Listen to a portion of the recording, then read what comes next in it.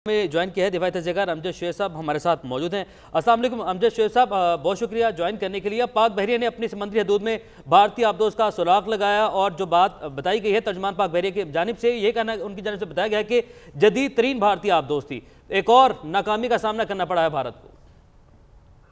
बिस्मिल्लाहिर्रहमानिर्रहीम। देखिए, दर पे नाकामियां, लेकिन भारत पास नहीं आएगा। उसकी वजह यही है कि मोदी साहब जो हैं वो अपना कैरियर, पॉलिटिकल कैरियर दांव पे लगा के बैठे हुए हैं और वो कोशिश करेंगे कि कोई ना कोई ऐसा काम करें जिससे वो अपनी कौम को ये कह सकें कि हमने पाकिस्तान को या पाकिस्तान से बदला ले लिया।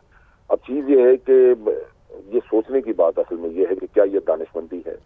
एक तरफ तो आप पहले नाकामी अपनी देखने और दूसरे अगर ये भी नाकाम हो जाए, इस पर भी आपको कोई हजीम उठानी पड़े तो मजीद सूरत हाल बिगड़ेगी। फिर दोनों एटमी कुव्वतें हैं, ये दुनिया की तारीख बताती है कि एटमी कुव्वतों के दरमियान कभी जंग नहीं हुई, क्योंकि ये एक मुसल्लमा बात है कि जंग शुरू हो जाती है लेकिन खत्म कहाँ पे होगी ये कोई नहीं कह सकता। उससे खित्ते के खित्ते तबाह हो सकते हैं। तो ये दानिशमंदाना कदम नहीं है। पाकिस्तान ने फिर एक पैगाम दिया है कि हम सिर्फ अमन की खातर आपकी आबदोज को छोड़ रहे हैं। निशाने पे थी, हम इसको तबाह कर सकते थे जी, लेकिन आपको मौका दे रहे हैं ताकि आप इंसान बने, आप अपने आप को दुरुस्त करें, इस तरफ खुदकुशी की तरफ ना आए। तो मेरा ख्याल है कि शायद कोई अकल वहां पे कोई सैनिटी प्रिवेल करे, वरना तो मेरा ख्याल है नुकसान उठाएंगे, मजीद नुकसान उठाएंगे। बिल्कुल, जैसे अमजद शुएब साहब पहले भी नुकसान उठाया, उनको अपने 2 तैयारों से हाथ धोना पड़ा, फिर एक उनका पायलट पाकिस्तान ने पकड़ लिया जिसको बाद में हम लोगों ने एज ए गुडविल जेस्चर अमन के तौर पर उसको रिहा भी कर दिया। तो भारत शरारतों से बाज क्यों नहीं आ रहा? अब उनकी आबदोज भी यहाँ पर पकड़ी गई है जिसको वापस धकेल दिया गया है और बता दिया गया कि अगली मरतबा इसको भी हम निशाना बना सकते हैं। ये भी आप समझें कि जो आबदोज है वो भी अमन की खातिर हमने रिहा कर दी जी, क्योंकि हमारे निशाने पे थी जी। अगर हम उसको निशाना करते तो ये आबदोज तबाह हो गई होती जी। तो असल चीज यही है।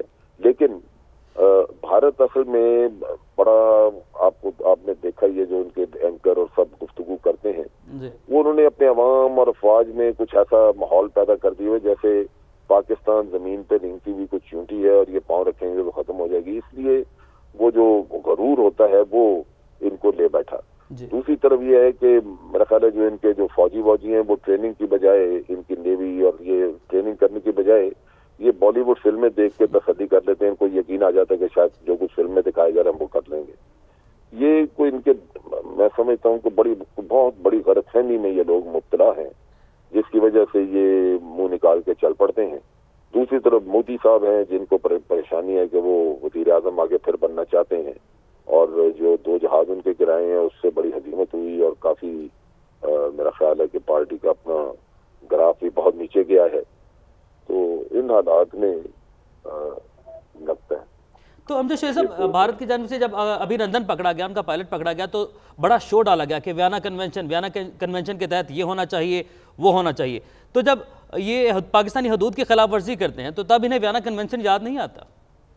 नहीं, वियना कन्वेंशन नहीं, ये तो जितना कुछ ये खुद करते हैं। अभी मसलन पाकिस्तान के ऊपर इन्होंने अटैक किया, जो पाकिस्तान के ऊपर इन्होंने अटैक किया, क्या वो इंटरनेशनल लॉ इजाजत देता है? जो इनके जहाजों ने क्रॉस करके और बालाकोट तक गए, कानूनन तो ये चीज है, ये असल में तो इन लोगों को, इंडिया को हमें इंटरनेशनल कोर्ट ऑफ जस्टिस में ले जाना चाहिए जी। एक दहशतगर्दी का हमला, उसकी आड़ में आपने ये कर दिया। अभी अगर वहां पे वो सुसाइड बॉम्बिंग हुई है तो किसी के पास क्या सबूत है कि पाकिस्तान ने करवाई? जब तक ये चीज साबित ना हो जाए जी, आप किसी के मुल्क में चढ़ दौड़ें, ये तो कोई कानून बताता है, इजाजत ही नहीं देता। तो ये तो इन लोगों की सारी गैर कानूनी हरकतें हैं। लेकिन आपको जेनेवा कन्वेंशन याद कराएंगे, कलभूषण के मामले में भी आपको वियना कन्वेंशन याद करवाते रहें, जबकि इन चीजों का कोई वास्ता नहीं है उससे। तो ये एक बड़ा मुल्क है जो चाहता है थानेदारी दबाना, ये हरकतें। लेकिन मेरा ख्याल है कि ये मुंह तोड़ जवाब एक दो दफा इनको मिल गया, जैसे हमारे एयरफोर्स ने दिया है, और इसी तरह जमीनी जवाब मिल गया। तो ये मेरा ख्याल है फिर शायद आइंदा एहतियात करें, कुछ वक्त अच्छा गुजर जाए। ठीक है अमजद साहब, आपको लगता है कि आप कुछ एहतियात करेंगे? क्योंकि पहले अगर आप बात करें तो बड़ी फौज ने उनको जवाब दिया, फिर उसके बाद फजाइया की बात करें तो हमारी फजाइया जो फोर्सेज हैं उन्होंने भी जवाब दिया। अब उसके बाद एक बहरिया रह गई थी और बहरिया ने भी उनको जवाब दी थी। 2016 के बाद दूसरी मरतबा उन्होंने आबदोज भेजी है और पाकिस्तान ने दोनों मरतबा ही आबदोज को वापस धकेल दिया है, वापस आने पर मजबूर कर दिया है। देखिए, ये तो समझ की बात है। अगर दानिशमंद होते, अगर इनमें इतनी होश और अकल होती तो ये सूरत हाल को इतना बढ़ाते ना जी।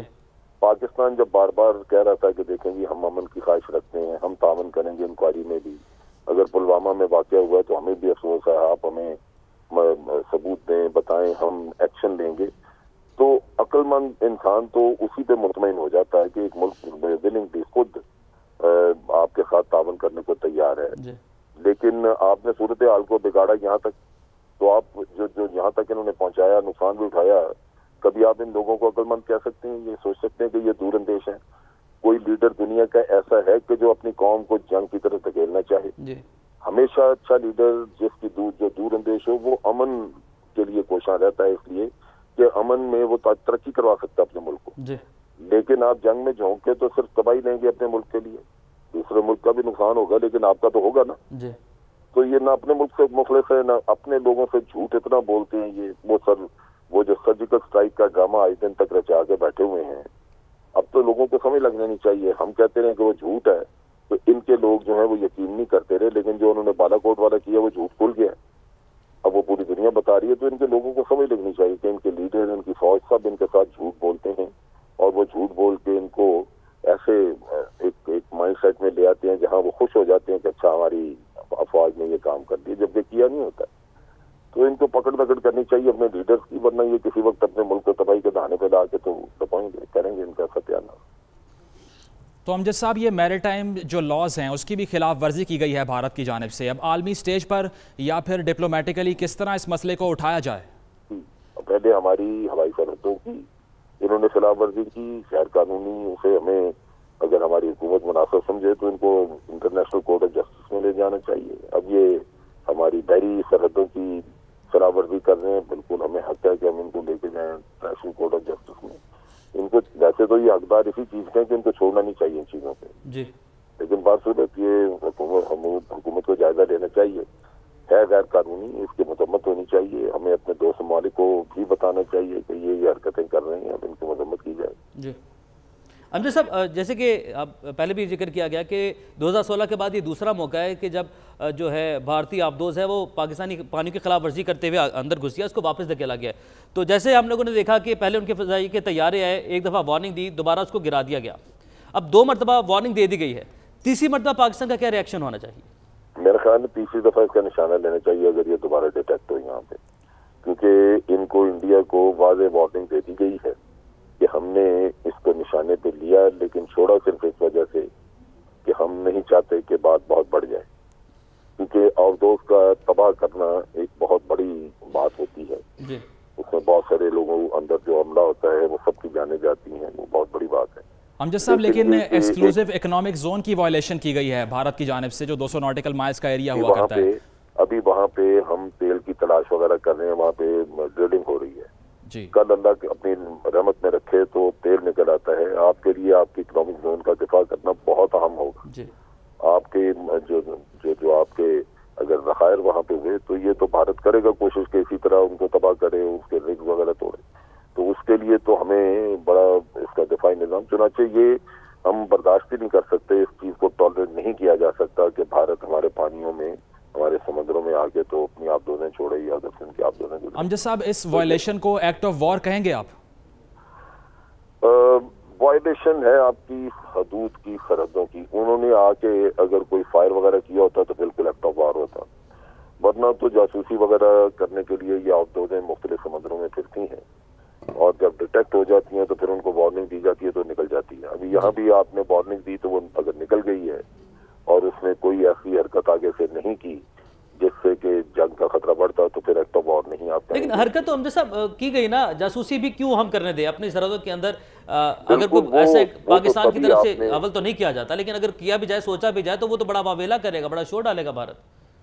बिल्कुल, मैं तो ये कह रहा हूँ कि आप इसको इस पे भारत के साथ प्रोटेस्ट कर सकते हैं, इंटरनेशनल कोर्ट ऑफ जस्टिस में ले जा सकते हैं ठीक कि ये बार बार हमारी सरहदों की खिलाफवर्जी कर रहे हैं, लेकिन इसको एक्ट ऑफ वॉर इसलिए नहीं डिक्लेयर करेंगे कि इन्होंने कोई जंगी मूव आगे की नहीं, कोई गोला नहीं चलाया, कोई रॉकेट ने फायर किया, कोई ऐसी हरकत नहीं की और हमने भी नहीं की। तो मैं समझता हूँ कि हमारी तरफ से एक दिफाई मूव थी और उनकी तरफ से एक जासूसी की कोशिश थी या अमजद साहब, जो हालिया शर्मिंदगी का सामना करना पड़ा है भारतीय फौज को, न्यूयॉर्क टाइम्स की जानिब से भी आर्टिकल आया है और उसमें कहा गया कि भारतीय हार्डवेयर जो है वो विंटेज है और उसमें ज़्यादातर जो हार्डवेयर, मिलिट्री हार्डवेयर है, वो इस्तेमाल के काबिल ही मौजूद नहीं है। तो आपको लगता है कि ये जी वो बात चीज़ों का, उनके हवाई जहाज वगैरह बहुत पुराने हैं, लेकिन उनके पास SU-30 नए जहाज नहीं है। ये जो तस्वीर कशी की है न्यूयॉर्क टाइम्स ने, वो 100% दुरुस्त नहीं है।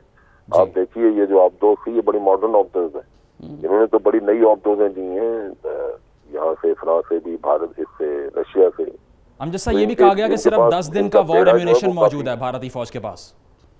वो 10 दिन का ये कह रहे हैं, वो भी गलत है। आप देखिए ना, पाकिस्तान जो है वो सिर्फ $8.5 बिलियन सालाना खर्च करता है अपनी तीनों अफवाज पे, और भारत $45 अरब खर्च करता है।